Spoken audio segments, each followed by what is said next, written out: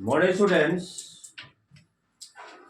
आज का जो हमारा विषय वस्तु है वह है ये मंजूषा में दिए गए शब्दों से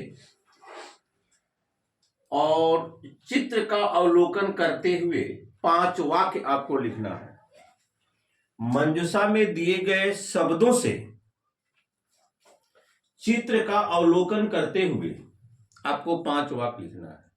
और मैंने बताया था अगर सारे शब्दों का प्रयोग हो जाए तो बहुत बेटर रहेगा, नहीं तो कम से कम मैक्सिमम जहां तक हो सके ये फिगर आपको देखना है और इस मंजूषा को पढ़ना है।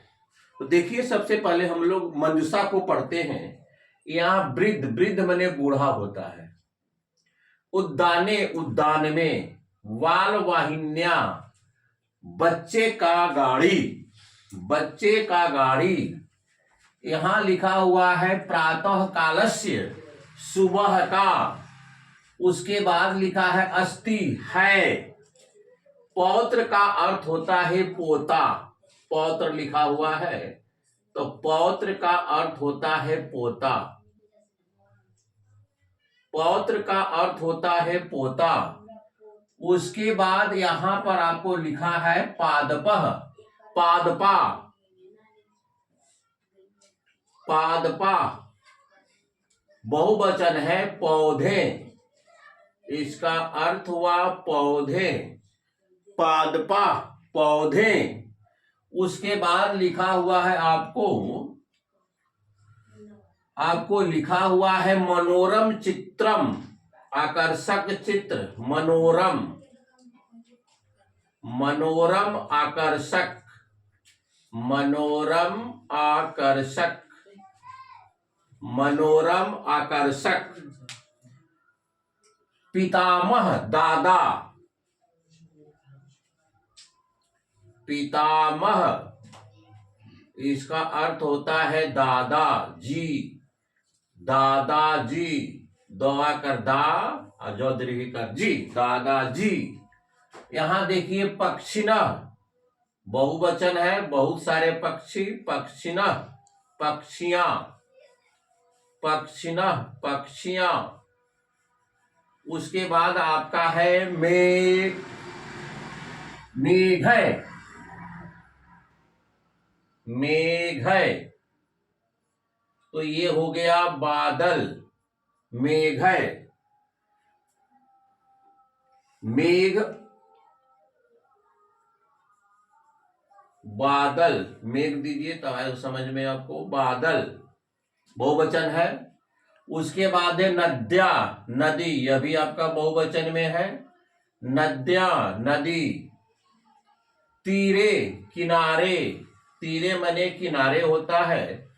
उसके बाद है आपका नयति, लाता है, नयति, लाता है, तीतः अंति लट लकार।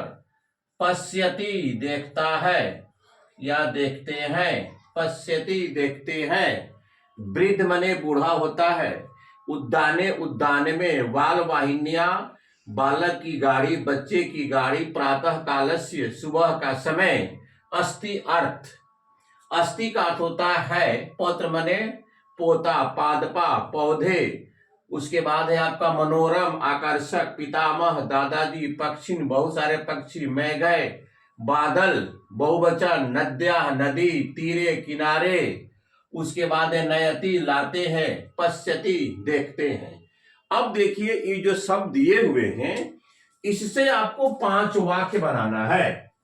तो सबसे पहले देखिए ये वृद्धा जो आपको दिखाई दे रहा है, वृद्ध, ये बालक है, यह गाड़ी को धकेलता है, गाड़ी को धकेलता है।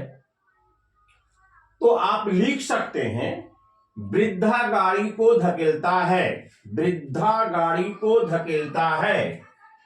तो आप लिख सकते हैं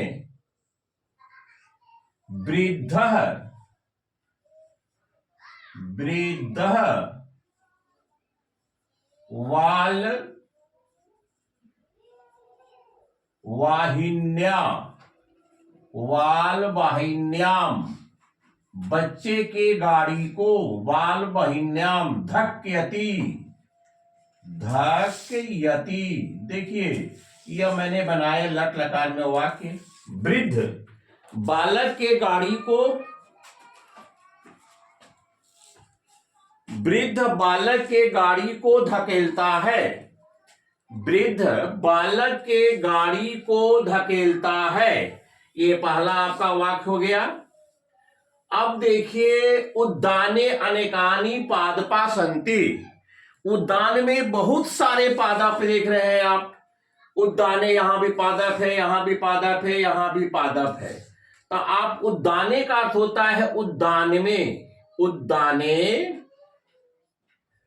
उद्याने अनेकानी, उद्याने अनेकानी पादपा संति, पादपा, पादपा संति। यह भी आपका वाक्य हो गया, दो वाक्य हो गया।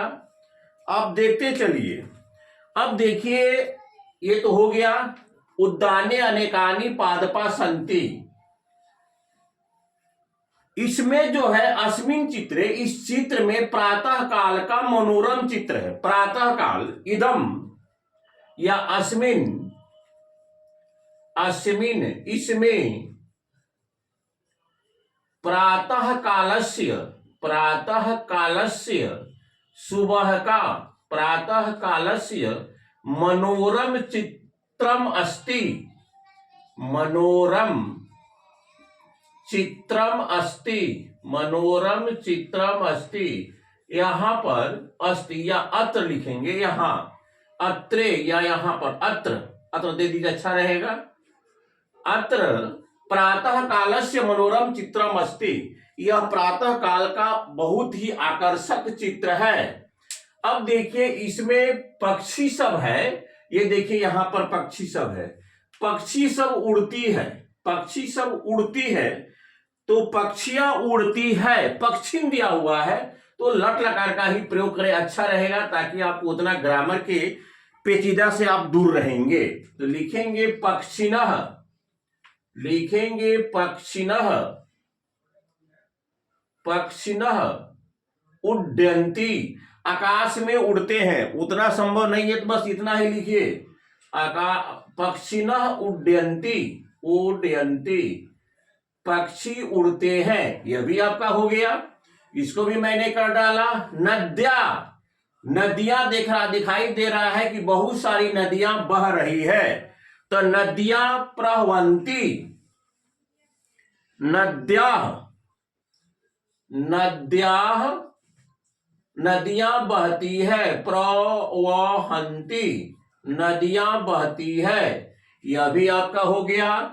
मेघ गरजते हैं, मेघ बनते हैं, देख रहे हैं मेघ यहां पर ऊपर की तरफ उठ रहा है, मेघ गरजते हैं, मेघा, मेघा गरजन्ति, मेघ गरजते हैं, मेघा गरजन्ति। अब देखिए इस वर्ड को आप देखते चलिए। अब नयति, अब कौन क्या लाता है, अब इसमें देख रहे हैं कि यह वृद्ध बाल्य वाहिनाम नयति, यह भी आप लिख सकते हैं, बच्चे के गाड़ी को वह लाता है। वृद्ध, वृद्ध वाल वाहिन्याम नयति, वृद्ध बालक के गाड़ी को लाता है, बच्चा के गाड़ी को लाता है। पौत्र, वो गाड़ी पर बैठा हुआ है, गाड़ी पर, इस बूढ़े का जो पोता है वह गाड़ी पर बैठा हुआ है। तो आप लिखेंगे पौत्र, पौत्र, पौत्र,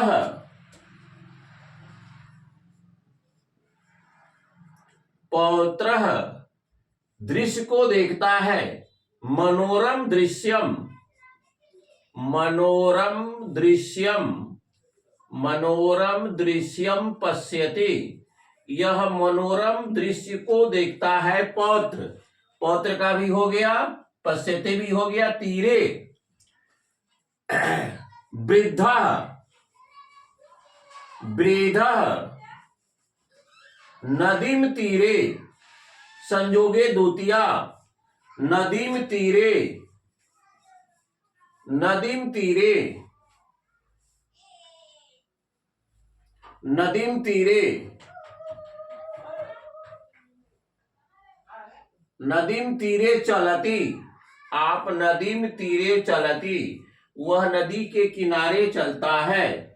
यह भी हो गया, मनोरम हो गया, पौत्र हो गया, अस्थि प्रातःकाल हो गया, उद्याने हो गया, वृद्ध हो गया, पक्षिण हो गया, मेघा। अब देखिए कितना मैंने मनोरम और सरल तरीके से आपको चित्र की व्याख्या मैंने किया। तो सबसे पहले परीक्षा में करना क्या है कि मंजूषा में जो शब्द दिया गया है उसके पहले मीनिंग को पढ़ें, मीनिंग को देखें, क्या इसका मीनिंग होता है। मीनिंग का, इस वर्ड का अर्थ समझने के बाद आपको चलना है फिगर में कि आखिर इस मंजूषा में दिए गए शब्दों के माध्यम से फिगर को टैली करते हुए 5 शुद्ध वाक्य बनाना है। और ध्यान देना है कि मंजूषा में जो शब्द दिए हुए हैं उसका यथासंभव वाक्य में प्रयोग हो जाए। तो चित्र में देख रहे हैं एक वृद्ध बालक को वाहन पर बैठाकर धकेलता है। दूसरा देख रहे हैं चिड़िया यहां पर उड़ती है। तीसरा देख रहे हैं कि इस उद्यान में बहुत सारे वृक्ष हैं। और यह देख रहे हैं कि यह प्रातः काल का समय है। यह भी देख रहे हैं कि नदियां बहती है। हम यह भी देख रहे हैं कि मेघ बनते हुए नजर आते हैं और उतना संभव नहीं है तो मेघ के संदर्भ में मेघ गरजते हैं। यह बालक दृश्य को देखता है। यह बूढ़ा इस गाड़ी को ढकेलते हुए चलता है। यह दृश्य अत्यंत ही मनोरम है। पादपा मने बहुत सारे वृक्ष, पक्षिण मने चिड़िया, नद्या मने नदी, बहुवचन। तो इस प्रकार से हम देख रहे हैं कि मैंने सारे वर्डों का शब्द का प्रयोग कर दिया। अब बताइए अगर इस तरह से प्रैक्टिस किया जाए तो क्यों नहीं 5 मार्क्स आपके झोली में जाएगा ही। तो छात्रों आज का जो हमारा ये वर्णनात्मक विश्लेषण रहा, इस तरह से आप भी इसको प्रयास करें ताकि संस्कृत में एक अच्छा प्रदर्शन आप दिखा सकें। चूंकि पहला दिन संस्कृत की ही परीक्षा है, हमारे प्रयास का मतलब होता है कि संस्कृत में अच्छा परफॉर्मेंस आप ला सकें। तो अंत में ये आप हमारे वीडियो को विजिट करेंगे, आप बधाई के पात्र जरूर होंगे और कमेंट्स में लिखेंगे। Thank you very much.